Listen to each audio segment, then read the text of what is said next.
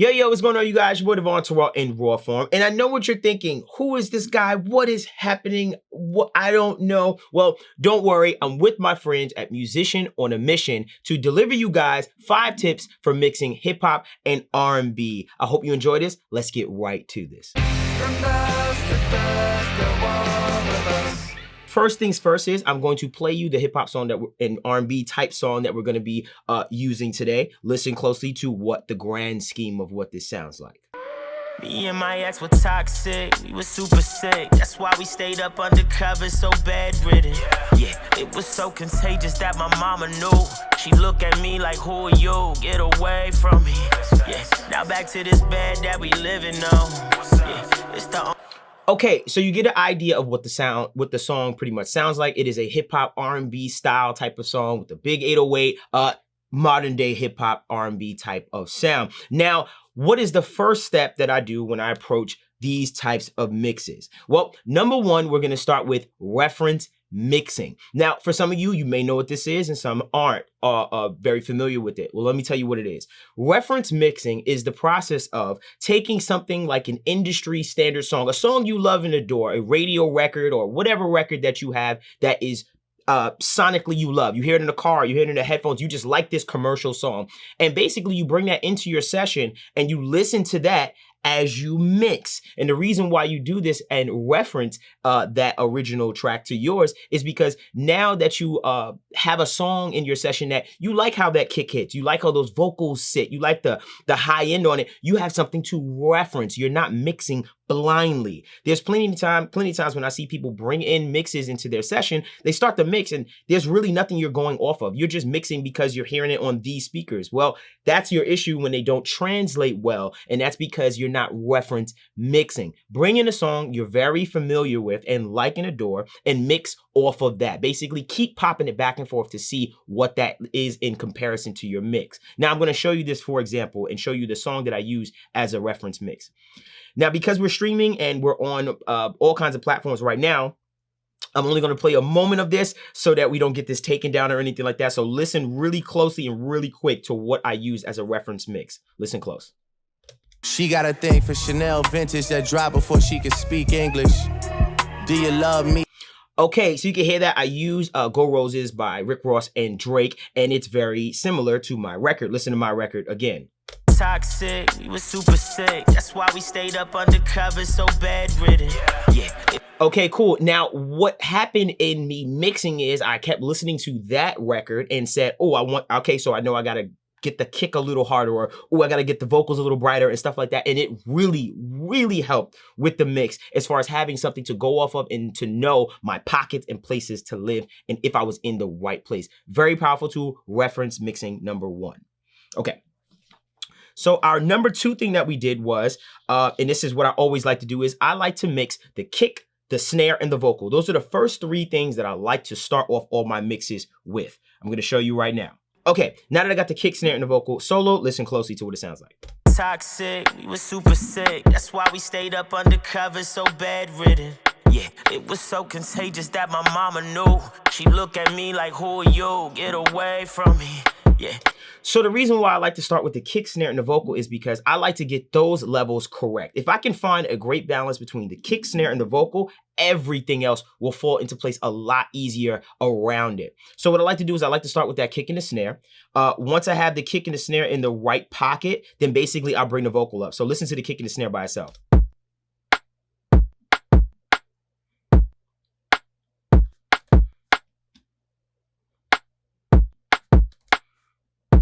Cool. So I basically moved up the kick fader to a place that I like, more in the peaks at like a negative 13, negative 15. So I have plenty of headroom at my stereo master. And basically I turn up that kick and then I find a spot where that snare is hitting in the right place to the point where it feels right and feels right with my reference mix. We're going back to that. Then what I'll do is I'll come right over here and I'll go right to my vocal track and I'll solo it, and basically I'll listen to it in reference to that and try to find the right level that's appropriate. So right now I have it at negative 9.4. So what I'm gonna do is I'm gonna turn it down and I'm gonna turn it up until it feels right. Listen close. We were super sick. That's why we stayed up undercover, so bedridden. Yeah, it was so contagious that my mama knew. She looked at me like, who are you? Get away from me.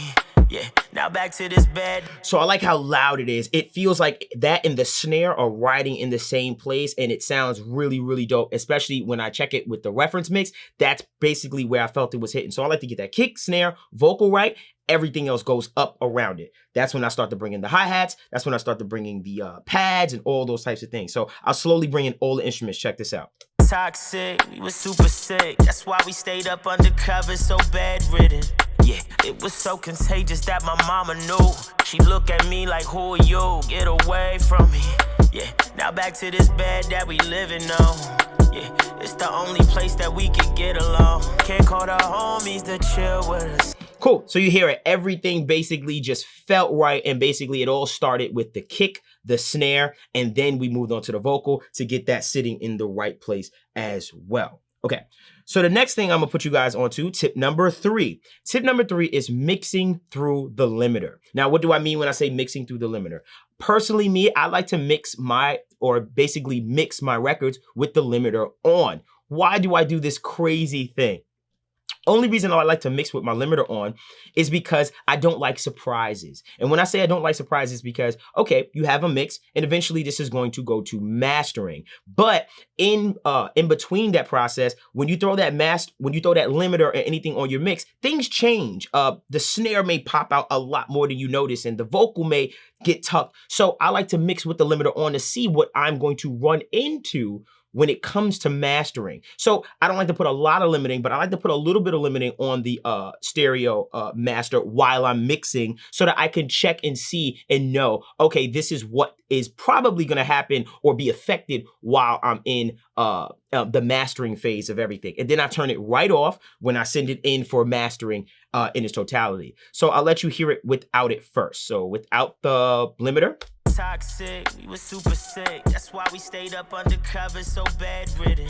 Yeah, it was so contagious that my mama knew. She looked at me like, who are you? And with it. Toxic, we was super sick. That's why we stayed up undercover, so bedridden. Yeah.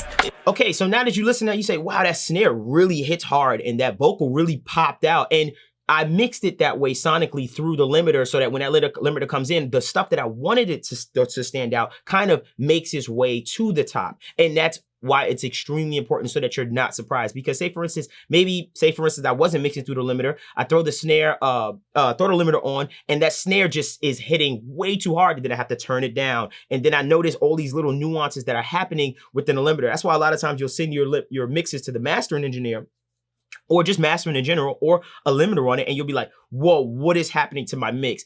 I like to safely mix through my limiter. That is a preference, but it's just a good tip or a rule of thumb that you possibly could use to basically help you combat mistakes later and things of that nature. Okay. All right. Hope you're still with me. Okay. Tip number 4. Tip number 4 is one of my favorites. It's something I like to, something I use that is called parallel compression. Now, I use parallel compression in many different phases of the mix. I use it on my drum buses. I use it on my vocals. I use this thing on my instruments. I use this thing on my entire mix. I use a lot of what? Parallel compression. What is parallel compression?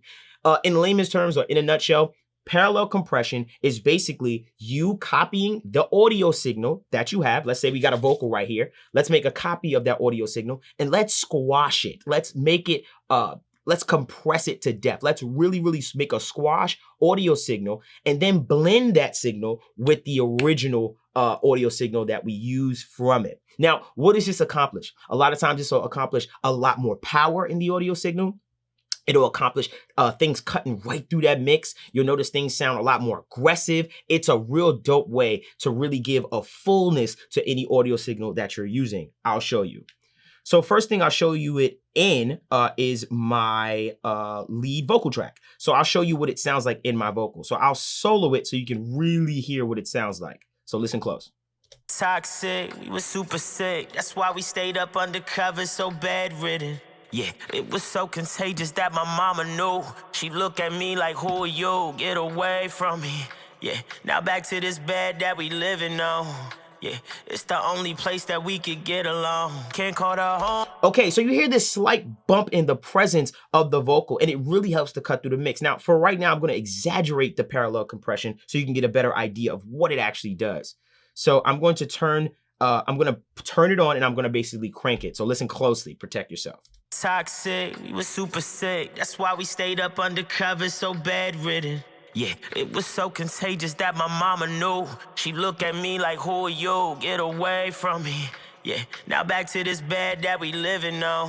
Yeah, it's the only place that we could get along. Okay. Can't call the Okay, so you can hear it basically start to cut through the mix. You hear it get a little louder, it gets a little beefier, and it really, really sounds like really, really cool. Now, granted, I do this across a bunch of different things. I also use this effectively on my drums. Now, I'll let you hear what it sounds like on the drums. So, without first, and then I'll bypass it back and forth. So listen closely as I press mute on and off. Listen to the drum sound, the kick, the snare, the hi-hats, all of that stuff. So without first.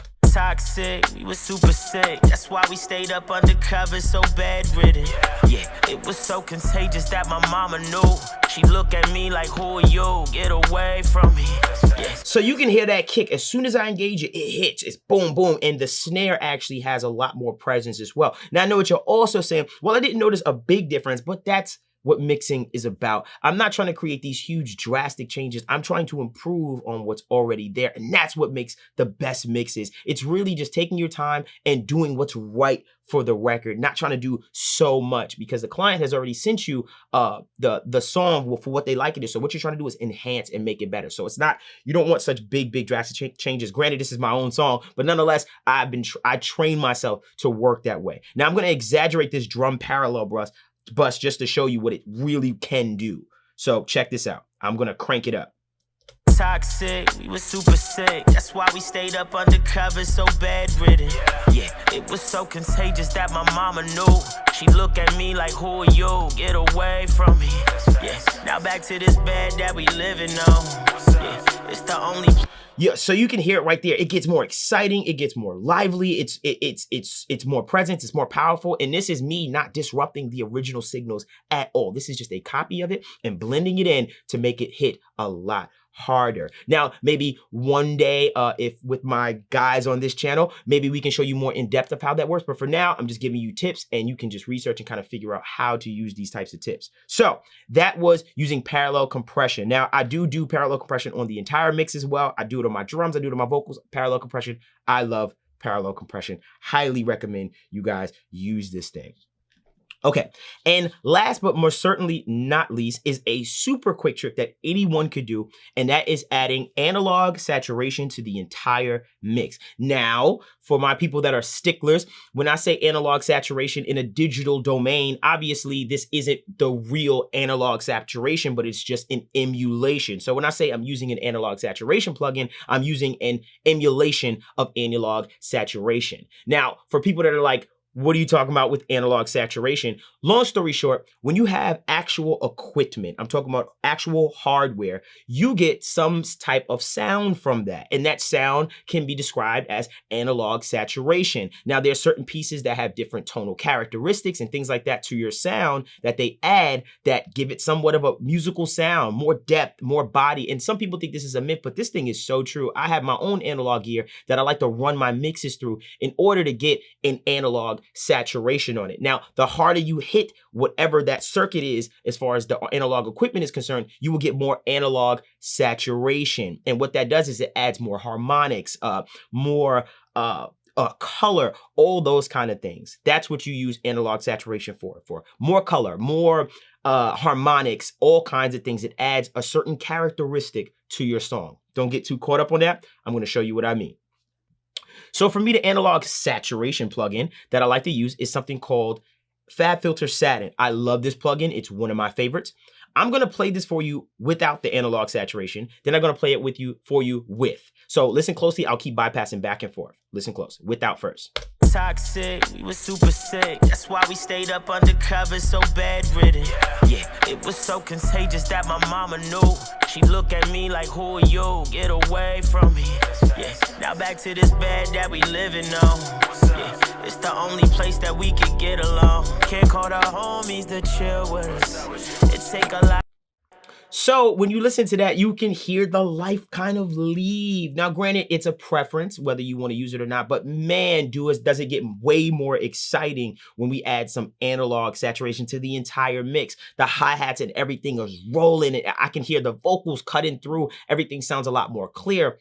Analog saturation. I added color. I added all kinds of things within this plugin to give you that effect. And that's why I think that's super important. Adding analog saturation to the end of your mix can take it to an entirely new level. So I hope you guys enjoy that. Once again, I have my own channel called Help Me Devvon that you guys can check out. I want to say I appreciate my guys on this particular channel for giving me the opportunity to give you guys some information. I really, really hope it helped. Let them know if you liked it. Make sure you comment, like, subscribe. Till next time, you guys.